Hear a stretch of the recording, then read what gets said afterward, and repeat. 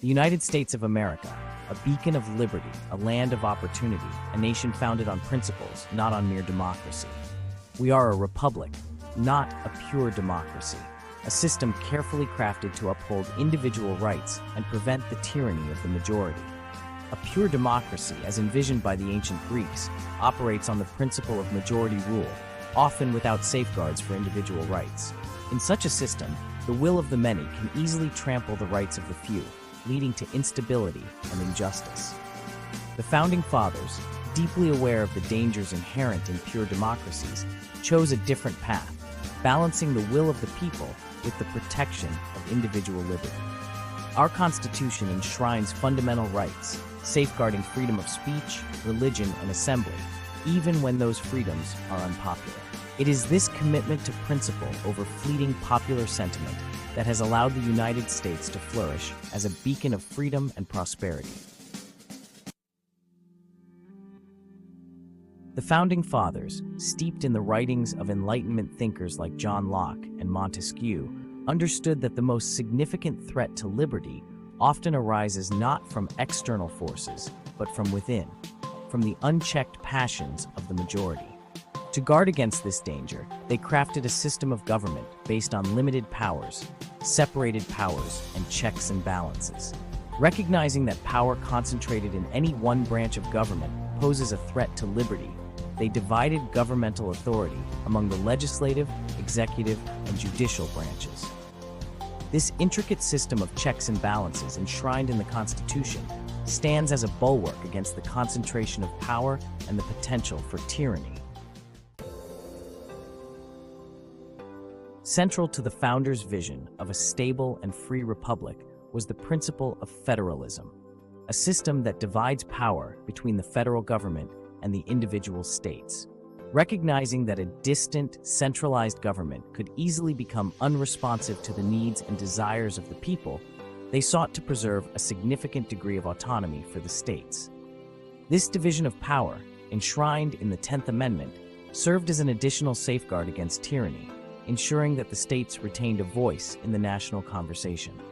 Federalism acts as a crucial balancing mechanism, dispersing power and ensuring that no single entity can dominate the political landscape. Section 4. The tyranny of the majority, a timeless threat. Despite the founders' best efforts, the threat of majority tyranny remains a constant throughout human history. Whenever the passions of the majority go unchecked, whenever the rights of the individual are sacrificed on the altar of collective will, liberty is imperiled.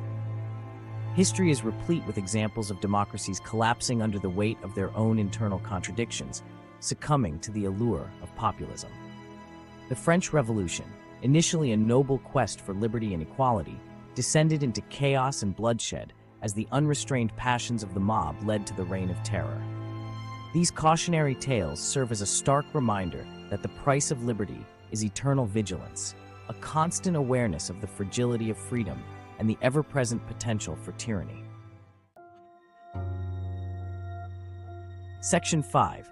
Egalitarianism's false promise, undermining the pillars of freedom.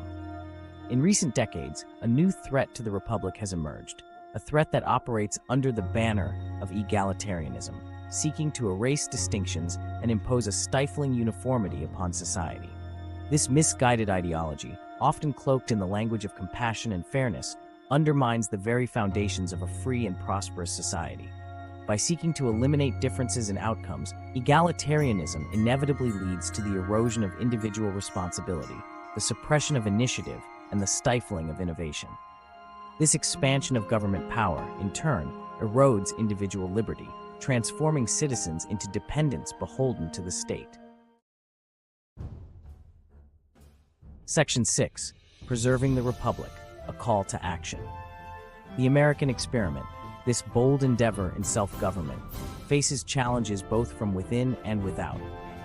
To preserve the Republic for future generations, we must resist the allure of egalitarianism, reaffirm our commitment to individual liberty, and rededicate ourselves to the principles enshrined in the Constitution.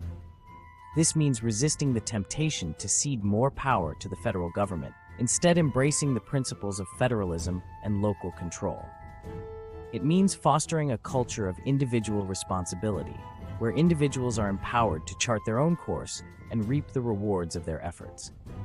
Let us choose wisely, remembering the words of Benjamin Franklin, who, when asked what sort of government the founders had created, famously replied, "A republic, if you can keep it."